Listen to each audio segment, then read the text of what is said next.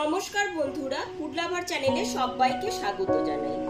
আজকে আপনাদের সাথে ম্যাঙ্গো কেকের রেসিপি শেয়ার করব, যা স্বাদে হবে অতুলনীয় আর খুব সহজেই বানিয়ে নিতে পারবেন, যা বাচ্চা থেকে বড় এছাড়া বাড়িতে কোনো গেস্ট আসলেও আপনারা এটি দিয়ে সহজেই মন জয় করে নিতে পারবেন।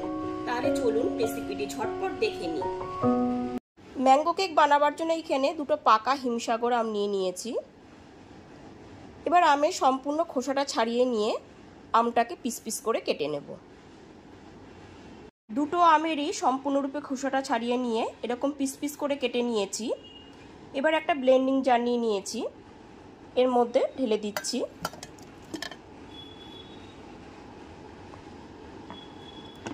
এবার এর একটা স্মুথ পেস্ট বানিয়ে নেব। মিক্সার জারে আমের এরকম একটা স্মুথ পেস্ট বানিয়ে নিয়েছি।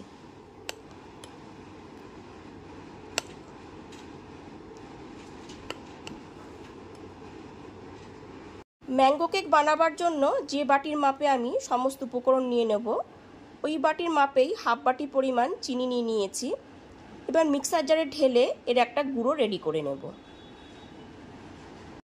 চিনিটা মিক্সার জারে ঢেলে দিচ্ছি।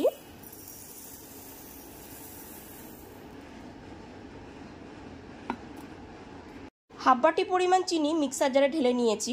এবারে একটা ফাইন গুঁড়ো রেডি করে নেব। মিক্সার জারে চিনির একটা মিহি গুঁড়ো রেডি করে নিয়েছি। এবার বাটিতে ঢেলে নেব। যে বাটির মাপে আমি চিনিটা নিয়েছি সেই একই বাটির মাপেই পুরো এক বাটি পরিমাণ ময়দা নিয়ে নিলাম।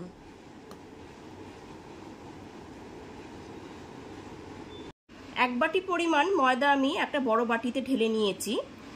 এবার ছোট চামচের 1 চামচ বেকিং পাউডার দিয়ে দিলাম। বেকিং পাউডারটা দিয়ে দেওয়ার পর দিয়ে দিচ্ছি অল্প একটুখানি বেকিং সোডা। মিক্সার জারে আমের পাল্পটা ঢেলে নিয়েছি। এরপর এর মধ্যে গুঁড়ো চিনিটাও দিয়ে দিচ্ছি। যে বাটি পরিমাণে আমি সমস্ত মাপগুলো নিয়েছি ওই একই বাটি পরিমাণে 1/3 কাপ সাদা তেল নিয়ে নিলাম, ঢেলে দিলাম। চিনি, সাদা তেল আর আমের পাল্পের একটা স্মুথ পেস্ট বানিয়ে নেব।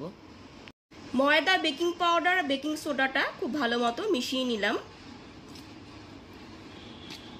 এবার এর মধ্যে আমের পাল্প, গুঁড়ো চিনি আর রিফাইন্ড অয়েলের মিশ্রণটা ঢেলে দিচ্ছি। সমস্ত আমের মিশ্রণটা ঢেলে দিয়েছি। এবার একটা হুইস্ক দিয়ে খুব ভালো মতো একটু সময় নিয়ে মিশিয়ে নিতে হবে। ঠিক এইরকম ভাবে সুন্দর করে একটু মিশিয়ে নিতে হবে। সমস্ত আমের মিশ্রণটা খুব ভালো মতো ফেটিয়ে নেবার পর এর মধ্যে দিয়ে দেব হাফ বাটি পরিমাণ জাল করে নেওয়া রুম টেম্পারেচারে রাখা দুধ। অল্প অল্প করে দেব আর অল্প অল্প করে মেশাবো।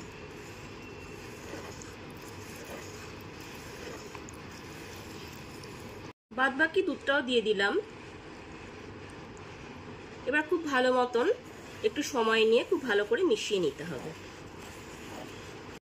দুধ আর আমের মিশ্রণটা খুব ভালো মতো একটু সময় নিয়ে ফেটিয়ে নিয়েছি। ব্যাটারটা আপনারা দেখলেই বুঝতে পারবেন। ঠিক এইরকম ঘনত্বের একটা ব্যাটার তৈরি করতে হবে। এবারে একটা কেক টিন নিয়ে নিয়েছি, তার মধ্যে দিয়ে দিচ্ছি একটা বাটার পেপার। এবার বাটার পেপারের ওপর সামান্য একটু তেল দিয়ে দিচ্ছি, সাদা তেল দিয়ে দিচ্ছি। তেলটা দিয়ে খুব ভালো মতো সব জায়গায় মিশিয়ে নিলাম। সাদা তেলটা দিয়ে বাটার পেপারে সমস্ত জায়গায় খুব ভালো করে মিশিয়ে নিয়েছি।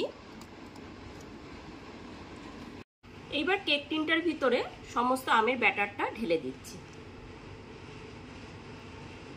ব্যাটারটা দেখেই বুঝতে পারছেন কিরকম ঘনত্বে ব্যাটারটা রেডি হবে।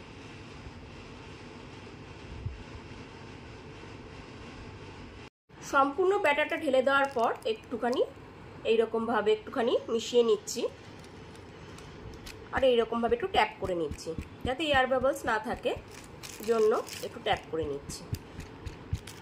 সমস্ত কেকের ব্যাটারটা এখানে সম্পূর্ণভাবে রেডি হয়ে গেছে। এবার গ্যাসের ওভেনে 50 মিনিটের জন্য বেক করে নেব।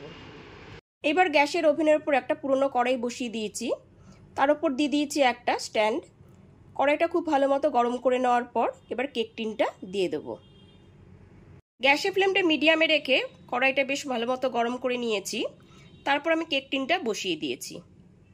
কড়াইটা যাতে খুব ভালো মতো কভার আপ হয়ে যায় এইরকম একটা বড় ঢাকনা দিয়ে ঢেকে দিয়েছি। এরপর গ্যাসের ফ্লেমটা একদম লো টু মিডিয়ামে রেখে 50 মিনিটের জন্য কেকটা বেক করে নেব।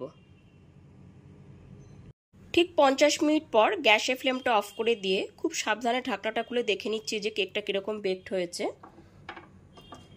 এবার একটা ছুরি নিয়েছি, ছুরিটা দিয়ে আমি দেখে নিচ্ছি যে কেকটা কীরকম বেকড হয়েছে। দেখুন এখানে ছুরিটা কিন্তু পরিষ্কারভাবে উঠলো, তার মানে কেকটা খুব সুন্দরভাবে বেকড হয়ে গেছে। কেকটা খুব সুন্দরভাবে এখানে বেকড হয়ে গেছে। এরপরে আমি 15 থেকে 20 মিনিটের জন্য ঢাকনাটা দিয়ে একটু ঢেকে দিলাম। তারপর কেকটা ঠান্ডা করে নেব। এখানে দেখুন ম্যাঙ্গো কেকটা কত পারফেক্টলি তৈরি হয়েছে। ম্যাঙ্গো কেকটা কত সফট হয়েছে একটু দেখেই বোঝা যাচ্ছে। তাহলে অবশ্যই আমার মতন করে ম্যাঙ্গো কেকের রেসিপিটি একবার হলেও বাড়িতে ট্রাই করুন। আর রেসিপিটি ভালো লাগলে লাইক, কমেন্ট এবং অনেক বেশি বেশি করে শেয়ার করবেন। আর চ্যানেলটি অবশ্যই সাবস্ক্রাইব করে বেল বাটনটি প্রেস করে দেবেন, তাহলে সমস্ত ভিডিও নোটিফিকেশন সবার আগে আপনার কাছেই পৌঁছে যাবে। তাহলে আজ এই পর্যন্তই, আবার হাজির হয়ে যাব নতুন করে রেসিপি নিয়ে।